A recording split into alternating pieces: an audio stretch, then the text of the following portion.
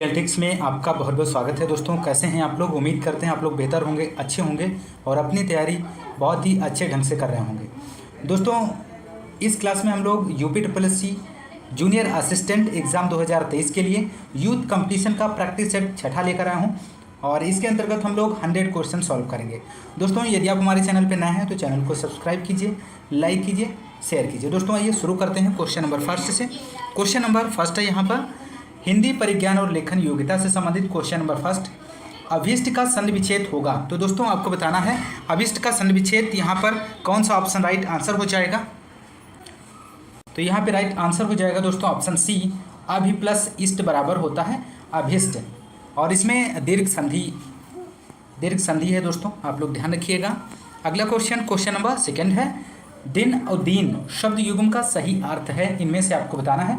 तो right answer हो जाएगा दिन और दीन का सही अर्थ हो जाएगा दिवस और गरीब। ऑप्शन ए यहाँ पे राइट आंसर बनेगा। बढ़ते हैं अगले क्वेश्चन की ओर। क्वेश्चन नंबर थर्ड है दारू का अर्थ है, आपको बताना है। तो राइट आंसर हो जाएगा ऑप्शन डी, लकड़ी यहाँ पे राइट आंसर बनेगा। आप लोग ध्यान रखिएगा, दारू शब्द का अर्थ होता है लकड़ी होता है, जबकि दारू शब्द का अर्थ शराब होता है। आप लोग ध्यान रखिएगा, जो कि इस प्रकार से लिखा जाता है दारू, और इसका मतलब होता है शराब। आप लोग ध्यान रखिएगा, और इस दारू का अर्थ होता है लकड़ी, ध्यान रखिएगा। अगला क्वेश्चन नंबर 4, निम्नलिखित में कौन सा शब्द भ्रमर का पर्यायवाची नहीं है? दिए गए ऑप्शंस में से आपको बताना है। तो राइट आंसर हो जाएगा ऑप्शन बी, शिलीमुख। ऑप्शन बी राइट आंसर बनेगा दोस्तों।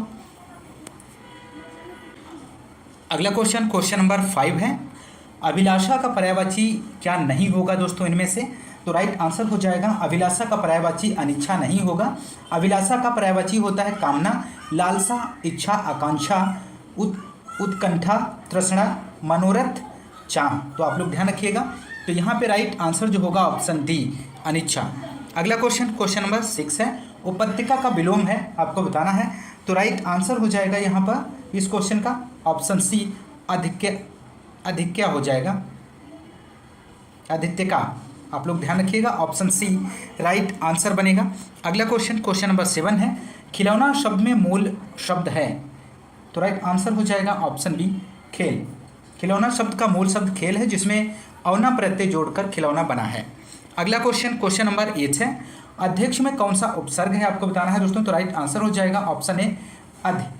अध्यक्ष आदि उपसर्ग से निर्मित शब्द है दोस्तों, और ऐसे शब्दांश जो किसी शब्द के पहले या आदि में जुड़कर उनके अर्थ में परिवर्तन ला देते हैं उपसर्ग कहलाते हैं। तो आदि उपसर्ग से बनने वाले अन्य शब्द की यदि हम बात करें तो अध्यक्ष होता है, अधिमूल्य होता है, अधिराज होता है और अधिग्रहण होता है। आप लोग ध्यान रखिएगा। अगला क्वेश्चन नंबर 9 है निम्नलिखित में से कौन सा शब्द तद्भव नहीं है, आपको बताना है दोस्तों। तो राइट आंसर हो जाएगा ऑप्शन बी, अधर यहाँ पे राइट आंसर हो जाएगा। अधर शब्द तद्भव नहीं है, बल्कि यह तत्सम शब्द है। तो राइट आंसर यहाँ पे ऑप्शन बी बनेगा। अगला क्वेश्चन नंबर 10 है उसने टेढ़ी चाल चली, वाक्य में कौन सा कारक है, आपको बताना है। तो राइट आंसर हो जाएगा ऑप्शन डी, कर्ता कारक। अगला क्वेश्चन नंबर 11 है ऊपर की ओर उछाला हुआ के लिए एक शब्द होगा, इनमें से आपको बताना है दिए गए ऑप्शंस में से। तो राइट आंसर हो जाएगा ऑप्शन बी, उच्छिप्त होता है। अगला क्वेश्चन नंबर 12 दिए गए शब्दों में से नित्य एक वचन में प्रयोग होने वाला कौन सा शब्द नहीं है? तो राइट आंसर हो जाएगा ऑप्शन सी, हस्ताक्षर। हस्ताक्षर एक वचन में प्रयोग होने वाला शब्द नहीं है, यह सदैव बहुवचन में प्रयोग होता है। आप लोग ध्यान रखिएगा। अगला क्वेश्चन नंबर 13 निम्नलिखित में से कौन सा शब्द पुल्लिंग है? तो राइट आंसर हो जाएगा यहाँ पर ऑप्शन डी, संचालक। राइट आंसर हो जाएगा। नेक्स्ट क्वेश्चन नंबर 14 है तुम प्रतिदिन खेलते हो, उपर्युक्त वाक्य में प्रतिदिन कौन सा क्रिया विशेषण है? तो राइट आंसर हो जाएगा दोस्तों इस क्वेश्चन नंबर 14 का ऑप्शन सी, कालवाचक क्रिया विशेषण। नेक्स्ट क्वेश्चन नंबर 15 है यह कुत्ता मेरा है, इस वाक्य में प्रयुक्त विशेषण का प्रकार बताइए। तो राइट आंसर यहाँ पे बनेगा ऑप्शन सी, सार्वनामिक विशेषण प्रयोग हुआ है दोस्तों। अगला क्वेश्चन नंबर 16 है निम्नलिखित विकल्पों में से किस विकल्प में सभी शब्द व्यक्तिवाचक संज्ञाएं हैं? तो राइट आंसर हो जाएगा दोस्तों यहाँ पर ऑप्शन ए, रामचरितमानस और गंगा। इसका राइट जवाब बनेगा दोस्तों। अगला क्वेश्चन नंबर 17 है, निम्नलिखित में से अशुद्ध वर्तनी वाला शब्द है, इनमें से कौन सा अशुद्ध वर्तनी वाला शब्द दिया गया है आपको बताना है। तो राइट आंसर हो जाएगा ऑप्शन डी पौराणिक। अशुद्ध वर्तनी है, पौराणिक इस प्रकार से नहीं लिखा जाता है दोस्तों। पौराणिक शब्द वर्तनी की दृष्टि से अशुद्ध है, इसका शुद्ध वर्तनी इस प्रकार बनेगा दोस्तों। तो यहाँ पर इस प्रकार से लिखा जाएगा दोस्तों, पौ रा और अड़ा में छोटी की मात्रा लगेगा का, इस तरह से ये शुद्ध वर्तनी वाला शब्द है, आप लोग ध्यान रखिएगा। अगला क्वेश्चन नंबर 18 है, निम्नलिखित में से शुद्ध वर्तनी वाला शब्द कौन सा है। तो राइट आंसर हो जाएगा ऑप्शन बी अंत्याक्षरी। इस प्रकार से लिखा जाता है, शुद्ध वर्तनी वाला शब्द है दोस्तों।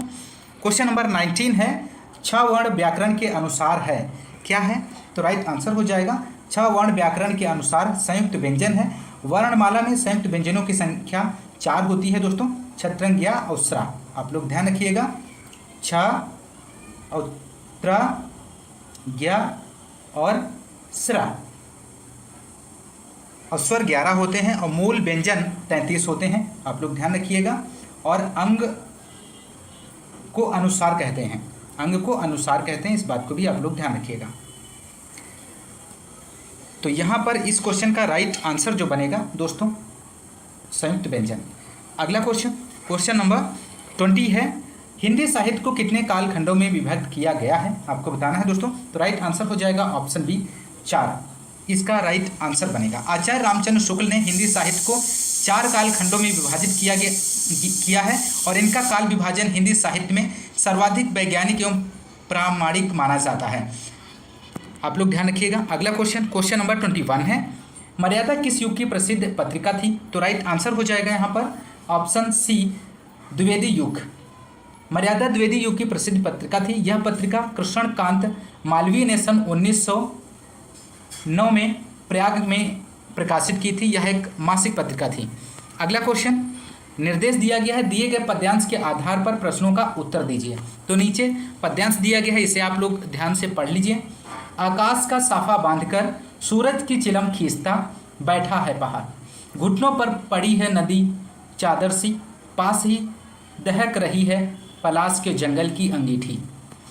अंधकार दूर पूर्व में सिमटा बैठा है भेड़ों के गल्ले सा, अचानक बोला मोर जैसे किसी ने आवाज़ दी, अजी सुनते हो चिलम औंधी, धुआं उठा सूरज डूबा अंधेरा छा गया। तो ये रहा पद्यांश। इसके नीचे दिए गए क्वेश्चंस के आंसर देख लेते हैं दोस्तों। क्वेश्चन नंबर 22 है, अंधकार के सिमटकर बैठे होने का कारण है, इनमें से कौन सा है दोस्तों। तो राइट आंसर हो जाएगा अंधकार के सिमटकर बैठे होने का कारण यह है कि अभी सूर्यास्त नहीं हुआ है। तो राइट आंसर ऑप्शन बी बनेगा। बढ़ते हैं अगले क्वेश्चन की ओर। क्वेश्चन नंबर 23 है, अचानक तुरंत फुरत घटनाएं होने का कारण है। तो राइट आंसर हो जाएगा ऑप्शन डी सुनते हो की आवाज़। अगला क्वेश्चन नंबर 24 है, सिमटा बैठा है भेड़ों के गल्ले सा, किस विकल्प में सभी शब्द गल्ला के समानार्थी हैं। तो राइट आंसर हो जाएगा ऑप्शन बी रेवड़, झुंड, भीड़ और रेला। ऑप्शन बी यहाँ पर राइट आंसर बनेगा। क्वेश्चन नंबर 25 है, कागजी घोड़े दौड़ाना मुहावरे का अर्थ होगा, इनमें से कौन सा बनेगा। तो राइट आंसर हो जाएगा ऑप्शन सी व्यर्थ की लिखा पढ़ी करना। नेक्स्ट क्वेश्चन नंबर 26 है दोस्तों, आधा तीतर आधा बटेर लोकोक्ति का क्या अर्थ है। तो राइट आंसर ऑप्शन ए बनेगा बेमेल चीज़ों का सम्मिश्रण। दोस्तों यदि आपको क्लास पसंद आ रही है तो क्लास को ज़्यादा से ज़्यादा लाइक और शेयर करते रहिए दोस्तों, और क्लास के अंत तक बने रहें, सभी क्वेश्चंस को अटेम्प्ट करें। अगला क्वेश्चन नंबर 27 है, जेते तुम तारे तेते नभ में ना तारे हैं, इस वाक्य पंक्ति में दिए गए विकल्पों में सही अलंकार का चयन कीजिए। तो राइट आंसर यहाँ पे बनेगा ऑप्शन सी यमक अलंकार है दोस्तों। अगला क्वेश्चन नंबर 28 है, वीर तुम बढ़े चलो धीर तुम बढ़े चलो, सामने पहाड़ हो कि सिंह की दहाड़ हो, में कौन सा रस है आपको बताना है दोस्तों। तो राइट आंसर हो जाएगा वीर रस है, ऑप्शन सी राइट जवाब बनेगा। वीर रस का स्थायी भाव की यदि हम बात करें दोस्तों तो उत्साह होता है। उत्साह नामक स्थायी भाव विभाव, अनुभव और संचारी भाव के संयोग से वीर रस की दशा प्राप्त करता है। तो राइट आंसर ऑप्शन सी बनेगा। क्वेश्चन नंबर 29 है, बच्चे खेल रहे हैं, अर्थ के आधार पर वाक्य का प्रकार बताइए। तो राइट आंसर हो जाएगा ऑप्शन बी, विधान वाक्य है। क्वेश्चन नंबर 30 है, युधिष्ठिर किस समास का समस्त पद है? तो राइट आंसर हो जाएगा युधिष्ठिर में अलुक तत्पुरुष समास है, और जिस समास में विभक्ति का लोप ना हो तत्पुरुष समास होता है। तो युधिष्ठिर का अर्थ होता है युद्ध में स्थिर। जिस समास के पहले पद में निषेधार्थक अ या अन शब्द का प्रयोग होता है उसे निया तत्पुरुष समास कहते हैं। तो आप लोग यहाँ पर राइट आंसर हो जाएगा दोस्तों ऑप्शन सी, अलुक तत्पुरुष। अगला क्वेश्चन नंबर सामान्य बुद्धि परीक्षण से संबंधित है। क्वेश्चन नंबर 31, अगर काम में आपकी गलती के कारण संगठन को नुकसान होता है तो आपका बेहतर दृष्टिकोण क्या होना चाहिए? आपको बताना है दोस्तों दिए गए ऑप्शंस में से इस क्वेश्चन का राइट आंसर क्या बनेगा। तो यहाँ पर राइट आंसर हो जाएगा ऑप्शन सी, जिम्मेदारी लेना और इसे बड़ी समस्या बनने से पहले हल करना। तो ऑप्शन सी राइट आंसर हो जाएगा। अगला क्वेश्चन नंबर 32 है, प्रश्न चिन्ह की जगह सही संख्या का चयन कीजिए। तो यहाँ पर आपको सही संख्या का चयन करना है। तो राइट आंसर यहाँ पर बनेगा ऑप्शन डी, 1025 इसका राइट आंसर हो जाएगा क्वेश्चन मार्क की जगह। अगला क्वेश्चन नंबर 33 है, निम्नलिखित में से कौन सा पद दी गई सूची के प्रवृत्ति का अनुकरण करता है? तो राइट आंसर आपका यहाँ पे बनेगा ऑप्शन बी, इसका राइट जवाब हो जाएगा।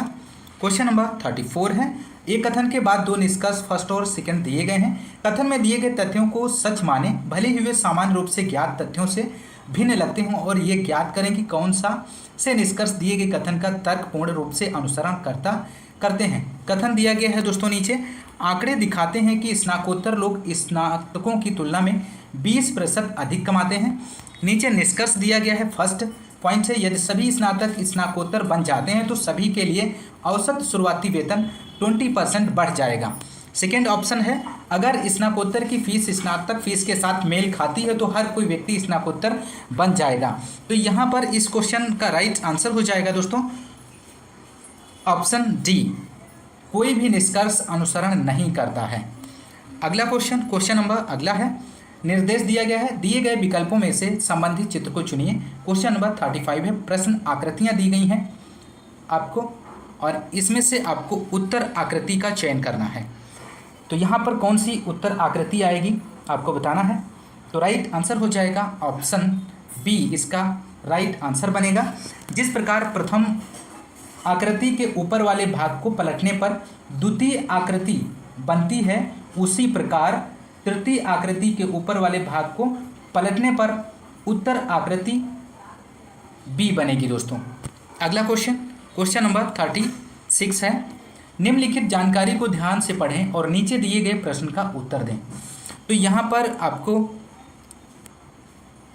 राइट आंसर का चयन करना है दोस्तों। तो राइट आंसर यहाँ पे हो जाएगा इस क्वेश्चन का ऑप्शन सी, ए सी का मामा है, ऑप्शन सी राइट जवाब बनेगा। अगला क्वेश्चन नंबर 37 है, एक पिता की आयु 4 वर्ष पहले अपने पुत्र की आयु की 8 गुनी थी, वर्तमान में पिता की आयु अपने पुत्र की आयु की 4 गुना है, पुत्र की वर्तमान आयु ज्ञात कीजिए। तो यहाँ पर दोस्तों इस क्वेश्चन का आपको राइट आंसर देना है। इसे आप हल कर लीजिए दोस्तों। इसको आप इस तरह से हल कर सकते हैं, माना 4 वर्ष पूर्व पिता और पुत्र की आयु 8x हो जाएगी और x है। प्रश्नानुसार यदि हम बात करें तो 8x + 4 हो जाएगा इक्वल 4 हो जाएगा, क्योंकि ये यहाँ पर 4 गुना है तो x + 4, इस तरह से ये समीकरण बनेगा। अब इसको आप हल कर लेंगे तो आपको यहाँ पर प्राप्त हो जाएगा 8x + 4 इक्वल 4x + 16, और इसका आप पश्चांतर कर लेंगे तो आपको प्राप्त हो जाएगा दोस्तों यहाँ पर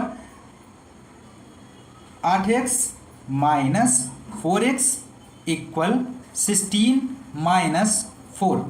तो 8x में से 4x जाएगा तो 4x बचेगा, बराबर यहाँ पे हो जाएगा 16 में से 4 जाएगा तो यहाँ पर आएगा 12, और 12 को 4 से डिवाइड करेंगे तो x बराबर हो जाएगा 3 प्राप्त होगा दोस्तों। तो पुत्र की वर्तमान आयु की यदि हम बात करें दोस्तों तो यहाँ पर निकलेगा x+4 बराबर हो जाएगा 3+4 इक्वल 7 वर्ष आएगा। तो दिए गए ऑप्शंस में से इसका जो राइट आंसर बनेगा दोस्तों ऑप्शन बी बनेगा 7 वर्ष। अगले क्वेश्चन की बात करते हैं दोस्तों। क्वेश्चन नंबर 38 है यहाँ पर, निम्नलिखित उत्तर आकृति में से कौन सा घन दिए गए प्रश्न आकृति में खुले घन से बनाया नहीं जा सकता है। आपको यहाँ पर इस क्वेश्चन का राइट आंसर देना है। तो यहाँ पे दोस्तों राइट आंसर हो जाएगा ऑप्शन बी सही जवाब बनेगा। अगला क्वेश्चन नंबर 39 है, इनमें से आपको बताना है इसका राइट आंसर क्या बनेगा। तो राइट आंसर यहाँ पे हो जाएगा दोस्तों इस क्वेश्चन का ऑप्शन बी 30 इसका राइट जवाब बनेगा। अगला क्वेश्चन नंबर 40 है, रम्या और सौरभ की वर्तमान आयु का अनुपात 8:7 है। 10 वर्षों बाद उनकी आयु का अनुपात 12:11 होगा। रम्या की वर्तमान आयु कितनी होगी। तो यहाँ पे रम्या की वर्तमान आयु पूछी जा रही है। तो राइट आंसर यहाँ पे बन जाएगा दोस्तों इस क्वेश्चन का ऑप्शन ए 20 आएगा दोस्तों। अगला क्वेश्चन नंबर 41 है, एक कथन के बाद दो तर्क दिए गए हैं, निर्णय लें कि कथन के संबंध में कौन सा से तर्क मजबूत हैं। कथन दिया गया है, क्या इलेक्ट्रिक दोपहिया वाहनों पर सब्सिडी दी जानी चाहिए। तर्क पहला दिया गया यहाँ पे, हाँ इलेक्ट्रिक दोपहिया वाहन प्रदूषण पैदा नहीं करते हैं। तर्क सेकेंड है, नहीं चार्जिंग में पेट्रोल भरने से अधिक समय लगता है। तो यहाँ पर दोस्तों इस क्वेश्चन का जो राइट आंसर बनेगा ऑप्शन फर्स्ट, केवल तर्क फर्स्ट मजबूत है। क्वेश्चन नंबर अगला है 42, मूर्तिनगर ए से नगर बी तक गाड़ी चलाकर गया। पहले घंटे में उसने 1/4 यात्रा तय की, अगले 1 घंटे में उसने 1/2 यात्रा तय की, अंतिम 30 मिनट में उसने 80 किलोमीटर यात्रा की। संपूर्ण यात्रा की दूरी बताइए दोस्तों। दिए गए ऑप्शंस में से आपको बताना है। तो राइट आंसर यहाँ पे हो जाएगा इस क्वेश्चन का ऑप्शन सी बनेगा, 320 किलोमीटर इसका राइट आंसर बनेगा। इसको कैसे सॉल्व करेंगे दोस्तों, माना संपूर्ण यात्रा की दूरी हम x किलोमीटर मान लेते हैं। तो यहाँ पर x माइनस 1/4 हो जाएगा, 1/4 x हो जाएगा और इसमें प्लस कर देंगे 1/2x को और इक्वल हो जाएगा 80 के। तो यहाँ पर इसको जब हम सॉल्व करेंगे तो हमें प्राप्त होगा x माइनस 3/x/4 इक्वल 80 हो जाएगा। जब इसका क्रॉस मल्टीप्लाई करेंगे तो यहाँ पर हमें प्राप्त हो जाएगा 4x माइनस 3x/4 इक्वल 80। जब इसको हम हल करेंगे तो हमें प्राप्त हो जाएगा x/4 इक्वल 80। इसका क्रॉस मल्टीप्लाई कर लेंगे तो आपको प्राप्त हो जाएगा x बराबर 320 किलोमीटर। तो ऑप्शन दिए गए विकल्प में से ऑप्शन सी राइट जवाब बनेगा। अगला क्वेश्चन नंबर 43 है, कौन सा आरेख दिए गए 3 वर्ग पति पत्नी तथा परिवार के बीच संबंध को सही तौर पर दर्शाता है। तो राइट आंसर यहाँ पे हो जाएगा ऑप्शन सी, इसका सही जवाब बनेगा। अगला क्वेश्चन नंबर 44 है, निम्नलिखित प्रश्न में 1 या 2 वक्तव्य दिए गए हैं जिसके आगे 2 निष्कर्ष मान्यताएं फर्स्ट और सेकंड निकाले गए हैं। आपको विचार करना है कि वक्तव्य सत्य है चाहे वह सामान्यतः ज्ञात तथ्यों से भिन्न प्रतीक होता हो। आपको निर्णय करना है कि दिए गए वक्तव्य में से कौन सा निश्चित रूप से सही निष्कर्ष मान्यता निकाला जा सकता है। तो वक्तव्य दिया गया है यहाँ पे, हंसो और दुनिया तुम्हारे साथ हंसेगी। मान्यता फर्स्ट है, लोग आमतौर पर हंसते हैं। सेकेंड है, हंसी खुशी का प्रतीक है। तो यहाँ पर राइट आंसर जो बनेगा दोस्तों इस क्वेश्चन का ऑप्शन डी, ना तो निष्कर्ष फर्स्ट और ना ही निष्कर्ष सेकेंड सही है। क्वेश्चन नंबर 45 है, निम्नलिखित प्रश्न में 1 या 2 वक्तव्य दिए गए हैं जिसके आगे 2 निष्कर्ष मान्यताएं फर्स्ट और सेकंड निकाले गए हैं। आपको विचार करना है कि वक्तव्य सत्य है चाहे वह सामान्यतः ज्ञात तथ्यों से भिन्न प्रतीक हो। आपको निर्णय करना है कि दिए गए वक्तव्य में से कौन सा निश्चित रूप से सही निष्कर्ष मान्यता निकाला जा सकता है। कथन दिया गया है, परीक्षा में फेल होने का कारण अनियमितता है। कुछ नियमित विद्यार्थी परीक्षाओं में फेल होते हैं। निष्कर्ष दिया गया, फर्स्ट सभी फेल होने वाले विद्यार्थी नियमित होते हैं। सेकेंड है, सभी सफल होने वाले विद्यार्थी नियमित नहीं होते। तो यहाँ पर इस क्वेश्चन का जो राइट आंसर बनेगा ऑप्शन डी, ना तो फर्स्ट ना ही सेकेंड निष्कर्ष सही है। बढ़ते हैं अगले क्वेश्चन की ओर। क्वेश्चन नंबर अगला है सामान्य जानकारी से संबंधित 46 क्वेश्चन नंबर, बौद्ध धर्म महायान और हीनयान में किस शासक के शासनकाल के दौरान विभाजित हुआ था। तो राइट आंसर यहाँ पे बनेगा ऑप्शन ए, कनिष्क। इसका राइट आंसर हो जाएगा कुषाण वंश के शासक कनिष्क के शासनकाल के दौरान चतुर्थ बौद्ध संगीत का आयोजन कश्मीर के कुंडल वन में हुआ था और इसके अध्यक्ष वसमित्र एवं उपाध्यक्ष अशुघोष थे। तो इस संगीत में बौद्ध धर्म दो संप्रदायों हीनयान एवं महायान में विभाजित हुआ था। तो इस बात को आप लोग ध्यान रखिएगा। क्वेश्चन नंबर 47 है, निम्नलिखित में से किस अभिलेख शिलालेख में सती प्रथा का प्राचीनतम संदर्भ मिलता है? तो राइट आंसर दोस्तों यहाँ पे बनेगा ऑप्शन बी, भानुगुप्त का एरण शिलालेख। इस क्वेश्चन का राइट जवाब बनेगा। अगला क्वेश्चन नंबर 48 है, सैयद अहमद खान द्वारा अलीगढ़ आंदोलन की शुरुआत निम्न में से किस वर्ष की गई थी?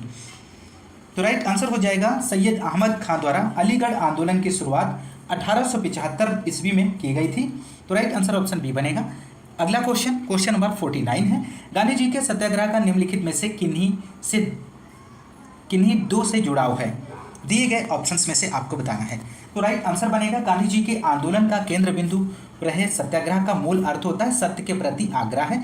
सत्याग्रह का मूल लक्षण है अन्याय का सर्वथा विरोध करते हुए अन्यायी के प्रति वैर भाव न रखना। सत्य और अहिंसा सत्याग्रह के मूल आधार हैं। तो राइट आंसर ऑप्शन बी बनेगा, सच्चाई और अहिंसा। क्वेश्चन नंबर 50 है, भारत में बजट व्यवस्था का आरंभ किस वायसराय के काल में हुआ था? तो राइट आंसर ऑप्शन ए हो जाएगा कैनिंग। लॉर्ड कैनिंग भारत का अंतिम गवर्नर जनरल एवं प्रथम वायसराय था। 1857 की क्रांति के बाद अंग्रेज सरकार द्वारा कई प्रकार के आर्थिक प्रशासनिक सुधार किए गए। अगला क्वेश्चन नंबर 51 है, निम्नलिखित नदियों में से कौन सी नदी जबलपुर के निकट धुआंधार जलप्रपात का निर्माण करती है? तो राइट आंसर ऑप्शन सी बनेगा नर्मदा। नर्मदा नदी जबलपुर में भेड़ा घाट के समीप कपिल धारा धुआंधार प्रपात का निर्माण करती है। इस नदी का उद्गम मैकाल पर्वत की अमरकंटक चोटी से होता है। अगला क्वेश्चन नंबर 52 है, भारतीय संविधान के संसदीय विशेषाधिकार की विशेषता कहाँ से ली गई है? महत्वपूर्ण प्रश्न है दोस्तों आपकी परीक्षा की दृष्टिकोण से। तो राइट आंसर हो जाएगा ऑप्शन सी, ब्रिटेन से। अगला क्वेश्चन नंबर 53 है, भारतीय संविधान में मौलिक अधिकारों की विशेषताएं आंशिक रूप से अधिकार अधिनियम से इसकी प्रेरणा प्राप्त करती हैं, जो यहाँ पे आपको फिल करना है कि संविधान में निहित है।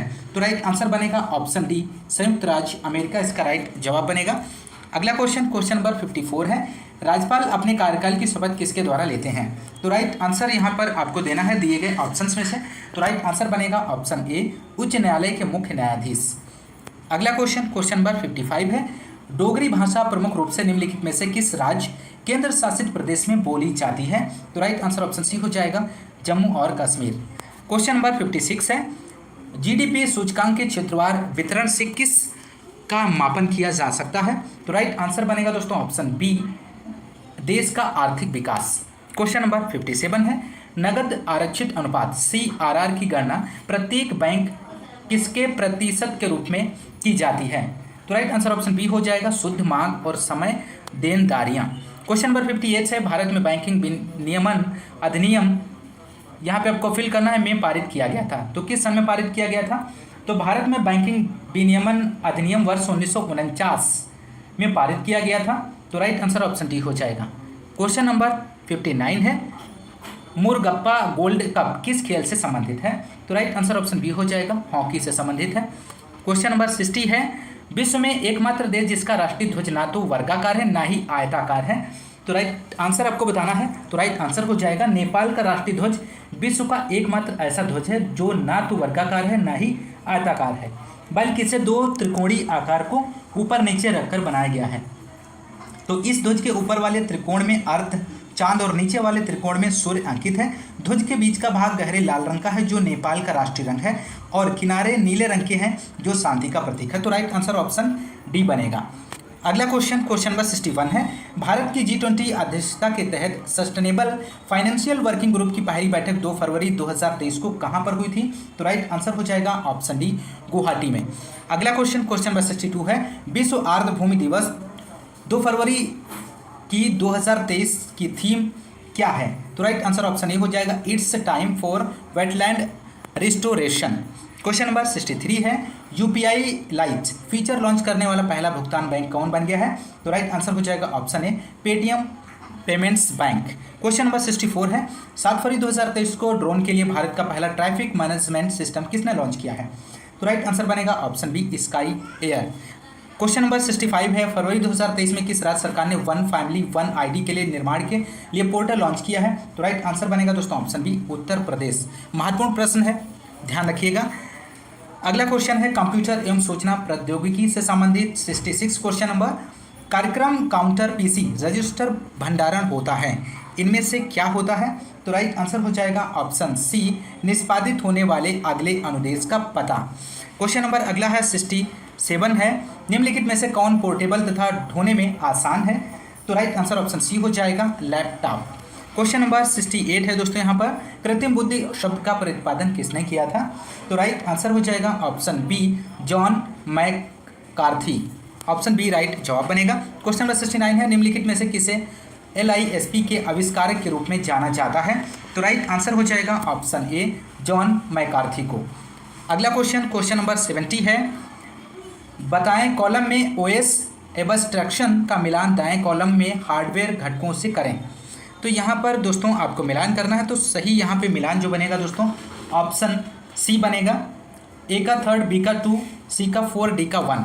क्वेश्चन नंबर 71 है, निम्नलिखित में से किस प्रकार का सॉफ्टवेयर अभियांत्रिकी उत्पादों एवं तंत्रों पर नियंत्रण, निगरानी एवं आंकड़ा प्रकरण प्रदान करता है? तो राइट आंसर हो जाएगा ऑप्शन बी, फर्मवेयर, इसका राइट जवाब बनेगा। क्वेश्चन नंबर 72 है, सूचना प्रौद्योगिकी में NIU का अर्थ क्या है? तो राइट जवाब बनेगा ऑप्शन बी, इसका सही जवाब हो जाएगा, network interface unit. Question number अगला है 73, CGI का तात्पर्य है, क्या तात्पर्य है? तो राइट आंसर हो जाएगा option C, common gateway interface. अगला क्वेश्चन नंबर 74 है, इनमें से कौन सा वर्ड में एक डिफ़ॉल्ट टैब स्टॉप है? तो राइट जवाब हो जाएगा ऑप्शन सी, बायां। क्वेश्चन नंबर अगला है दोस्तों 75, Ctrl+D कुंजियां दबाने से MS वर्ड में यहाँ पे आपको फिल करना है, डायलॉग बॉक्स आ जाता है। तो कौन सा डायलॉग बॉक्स आ जाता है? तो राइट आंसर हो जाएगा ऑप्शन डी, फॉन्ट। अगला क्वेश्चन नंबर अगला है 76, निम्नलिखित विकल्पों में से कौन माइक्रोसॉफ्ट वर्ड फाइल का एक्सटेंशन है? दिए गए ऑप्शंस में से आपको चयन करना है। तो राइट आंसर ऑप्शन बी हो जाएगा, docx। ध्यान रखिएगा। क्वेश्चन नंबर 77 है, MS एक्सेल फाइल को कहा जाता है, क्या कहा जाता है? तो राइट आंसर बनेगा ऑप्शन डी, वर्कबुक कहा जाता है। क्वेश्चन नंबर 78 है, निम्नलिखित में से कौन सा एक सर्च इंजन नहीं है दिए गए ऑप्शंस में से? तो राइट आंसर हो जाएगा ऑप्शन बी, इंस्टाग्राम। इंस्टाग्राम एक सोशल नेटवर्किंग प्लेटफॉर्म है जो उपयोगकर्ता को फोटो, टेक्स्ट, वीडियो को सार्वजनिक रूप से या निजी रूप से शेयर करने की अनुमति देता है और इसकी स्थापना केविन सिस्ट्राम और माइक क्रेगर के द्वारा 2010 में की गई। गूगल, याहू और बिंग सर्च इंजन है दोस्तों, आप लोग ध्यान रखिएगा। अगला क्वेश्चन नंबर 79 है, BIOS का पूर्ण रूप क्या है? महत्वपूर्ण प्रश्न है, कई बार पूछा जाता है। तो राइट आंसर बनेगा option C, basic input output system. Question number 80 है, सॉफ्टवेयर का प्राथमिक उद्देश्य डाटा को किस रूप में बदलना है? तो राइट आंसर हो जाएगा, सॉफ्टवेयर का प्राथमिक उद्देश्य डाटा को सूचना में बदलना है। तो राइट आंसर ऑप्शन बी बनेगा।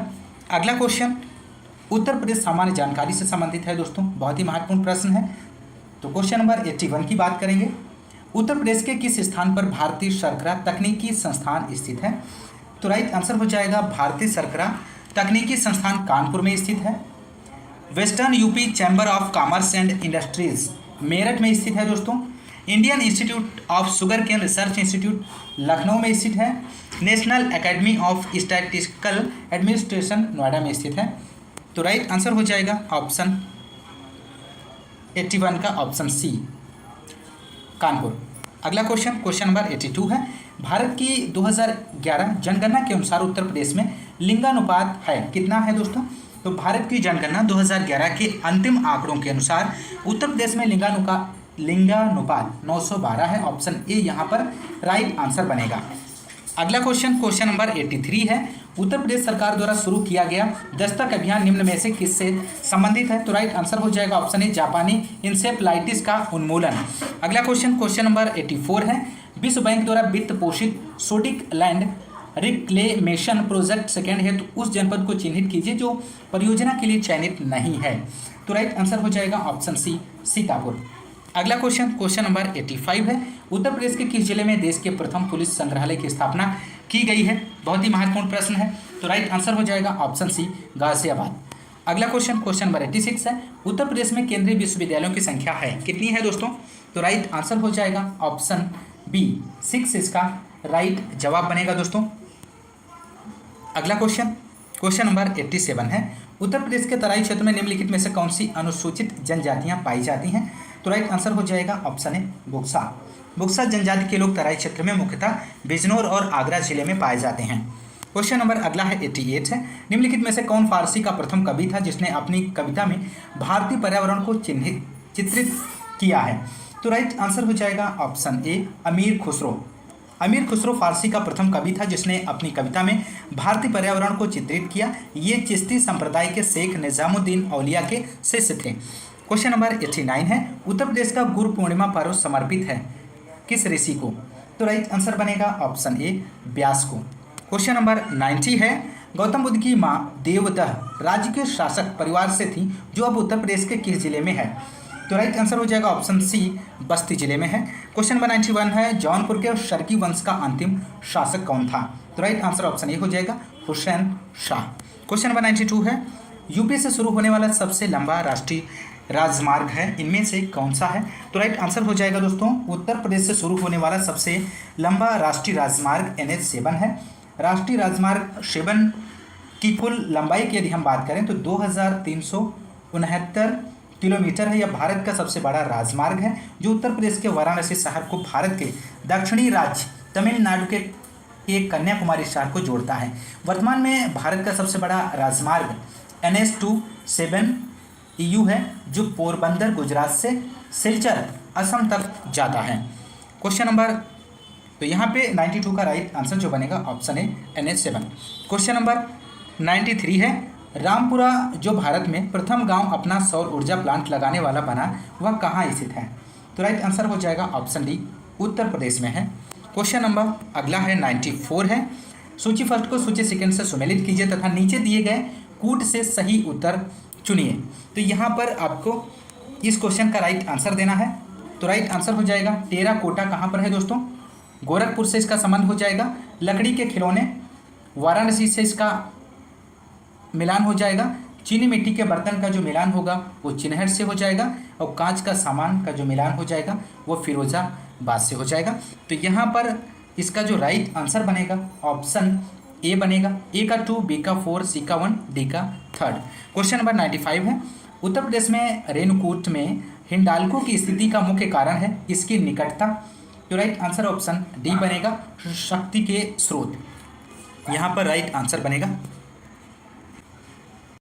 अगला क्वेश्चन नंबर 96 है, निम्नलिखित में से कौन सा एक सही सुमेलित नहीं है? दिए गए ऑप्शंस में से आपको बताना है। तो राइट आंसर हो जाएगा, ट्रोनिका सिटी नोएडा से सुमेलित नहीं है। ऑप्शन बी राइट जवाब बनेगा। ट्रोनिका सिटी की स्थापना गाजियाबाद में की गई थी और ये IT और ITS के लिए ट्रोनिका सिटी की स्थापना गाजियाबाद में की गई थी दोस्तों।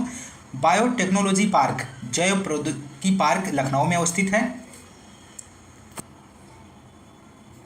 प्लास्टिक सिटी कानपुर देहात में स्थित है। लेदर टेक्नोलॉजी पार्क उन्नाव में है। बाकी सभी सुमेलित हैं जबकि ऑप्शन बी सुमेलित नहीं है। क्वेश्चन नंबर 97 है, उत्तर प्रदेश में यूपी पर्यटन द्वारा बुंदेलखंड सर्किट में निम्न में से कौन से गंतव्य शामिल हैं? तो राइट आंसर ऑप्शन डी हो जाएगा, बिठूर, चित्रकूट, झांसी, कालिंजर, महोबा। क्वेश्चन नंबर 98 है, अर्जुन बांध नहर से उत्तर प्रदेश का लाभान्वित जिला इनमें से कौन सा है? तो राइट आंसर ऑप्शन डी हो जाएगा, हमीरपुर। अगला क्वेश्चन नंबर 99 है, भारत के मेथा तेल उत्पादन में उत्तर प्रदेश का योगदान कितने प्रतिशत है? तो राइट आंसर हो जाएगा 90% है। अगला क्वेश्चन और अंतिम क्वेश्चन है इस प्रैक्टिस सेट का, क्वेश्चन नंबर 100, आंवले का सर्वाधिक उत्पादन करने वाला जिला इनमें से कौन सा है? महत्वपूर्ण प्रश्न है, बार बार पूछा जाता है एग्जाम में। तो यहाँ पर इस क्वेश्चन का राइट आंसर हो जाएगा, आंवले का सर्वाधिक उत्पादन करने वाला जिला प्रतापगढ़ है। प्रतापगढ़ के कुंडा और काला कांकर में आंवला के लिए फल पट्टी विकास योजना चलाई जा रही है। तो राइट आंसर ऑप्शन बी बनेगा दोस्तों। तो दोस्तों ये रहे 100 क्वेश्चंस जो कि आपने इस प्रैक्टिस सेट में आपने सॉल्व किए हैं। दोस्तों इसी तरह आपको पर डे एक प्रैक्टिस सेट आपको मिलता रहेगा। दोस्तों यदि आप इसका PDF प्राप्त करना चाहते हैं सभी प्रैक्टिस सेट का, तो आप इसी वीडियो के डिस्क्रिप्शन में आपको टेलीग्राम का लिंक मिल जाएगा, वहाँ पर जाके आप लोग ज्वाइन कर लीजिए। वहाँ पे आपको सभी वीडियोज़ का आपको PDF अवेलेबल करा दिया जाएगा। दोस्तों आज की इस क्लास में बस इतना ही। मिलते हैं नेक्स्ट क्लास में, तब तक के लिए नमस्कार, जय हिंद, धन्यवाद।